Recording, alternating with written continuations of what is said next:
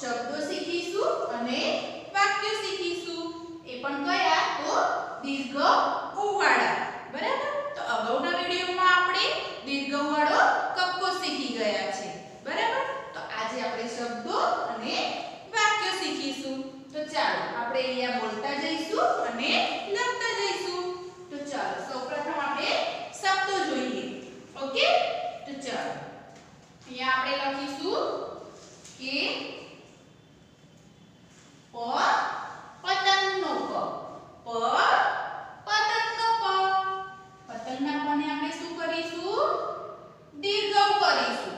આ શેની નિશાની છે? દીર્ઘ ઉની. બરાબર? તો આ શું બોલાશે? પુ. શું બોલાશે આ? પુ. એ પછી આપણે લખીએ જ. જમરૂખનો જ. જમરૂખના જ ને આપણે શું કરીશું? કાનો કરીશું. તો શું બોલાશે? આખો શબ્દ શું બન્યો? પૂજા. જને કાનો કર્યો તો જા. અને આખો શબ્દ શું બન્યો? તો પૂજા. ઓકે? આખો શબ્દ શું બન્યો? પૂજા. ઓકે? ચાલો એવી રીતે આપણે બીજો શબ્દ બનાવીશું. ઓકે? તો ચાલો અહીંયા આપણે લખીએ સસલાનો સ. સસલાના સ ને આપણે શું કરીશું? દીર્ઘ કરીશું. બરાબર? તો શું બોલાશે? શું બોલાશે. ઓકે? એ પછી આપણે અહીંયા રમકડાનો ર. રમકડાનો ર. અને ફેનનો અણ. તો શું શબ્દ બન્યો આખો? તો સુ ર અણ. આખો શબ્દ શું બન્યો? તો સુ ર અણ. તો કેવી રીતે સુરણ બોલાય? તો સ ને આપણે શું કર્યું છે? દીર્ઘ કર્યું. તો સુ ર અણ. ઓકે?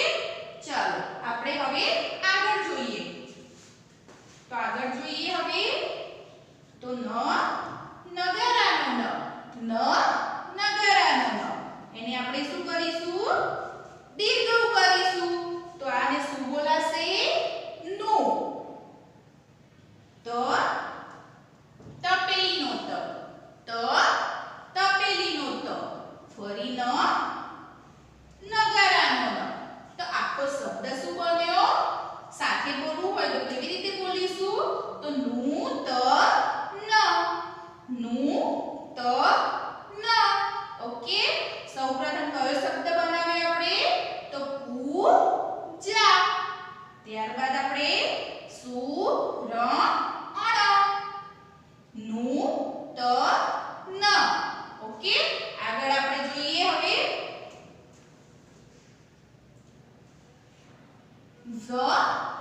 ઝબલાનો ઝ. બરાબર? એને પણ આપણે શું કરીશું? દીર્ઘ કરીશું. તો જુ લ અણ. બરાબર? લ લખોટીનો લ અણ ફેનનો અણ. તો આખો શબ્દ શું બન્યો? જુ લ અણ. ઓકે? આગળ જોઈએ આપણે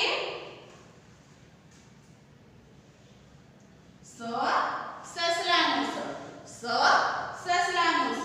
સસલાના સ ને આપણે શું કરીશું? દીર્ઘ કરીશું. આ નિશાની શેની છે? દીર્ઘની. તો સુ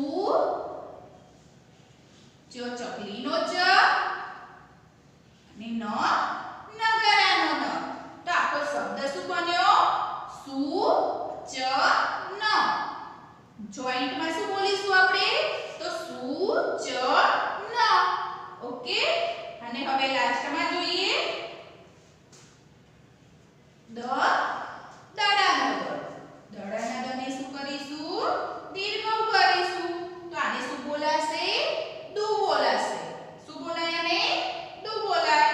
અને તપેલીનો ત. તો દુ ત. જોઈન્ટમાં કેવી રીતે બોલીશું? દુ ત. ઓકે?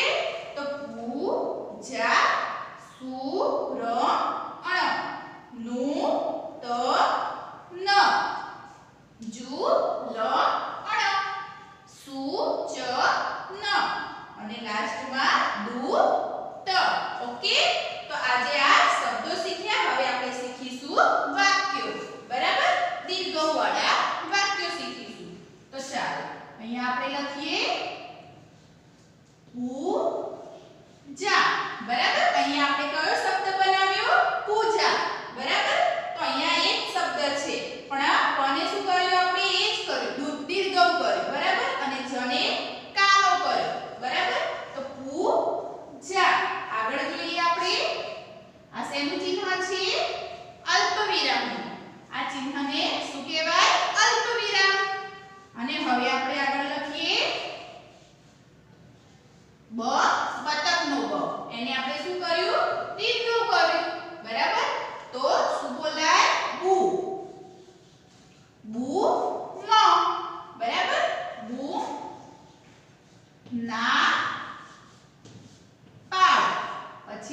વાક્ય પૂરું થાય તો શું કરીશું?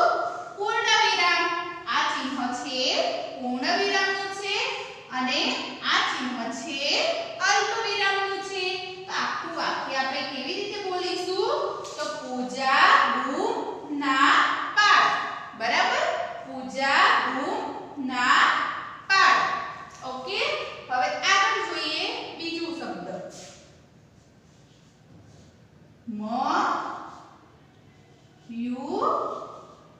મયુરી.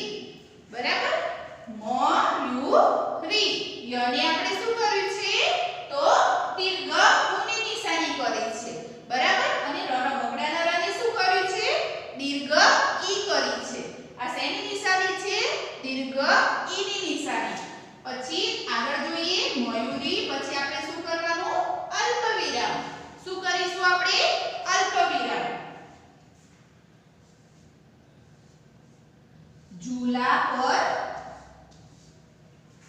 ઝૂલા પર ઝૂલ.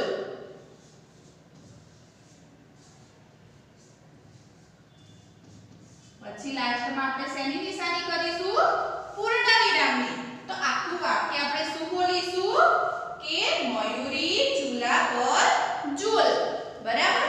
મયુરી ઝૂલા પર ઝૂલ. ઓકે, આગળ જોઈએ હવે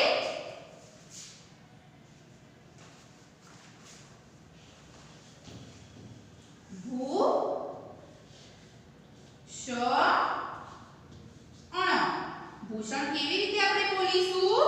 તો ભને શું કર્યું છે? દીર્ઘ ઉ. આને શું કર્યું છે? દીર્ઘ ઉ ની નિશાની. તો આપણે શું બોલાશે?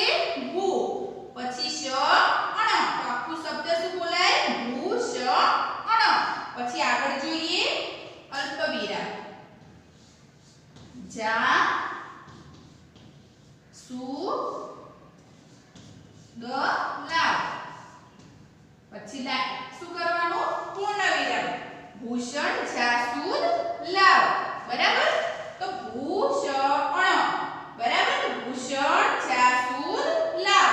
ઓકે, ચલો આગળ આપણે જોઈએ લાસ્ટમાં જોઈએ વાક્ય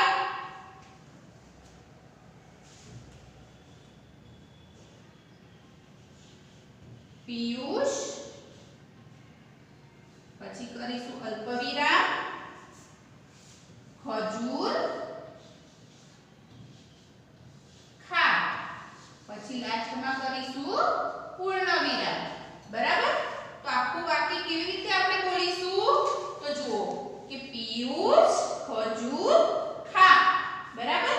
પિયુષ ખજૂર ખા. ઓકે, કોને શું કર્યું છે? આપણે દીર્ઘ ઈ ની નિશાની એટલે શું બોલાશે? પી. બરાબર? અને યને શું કર્યું છે?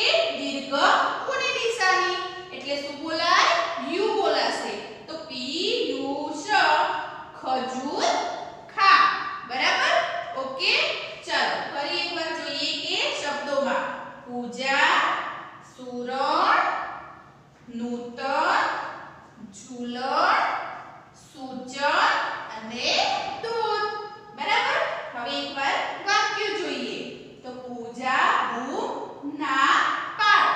બરાબર? ત્યારબાદ બીજું વાક્ય જોઈએ કે મયુરી ઝૂલા પર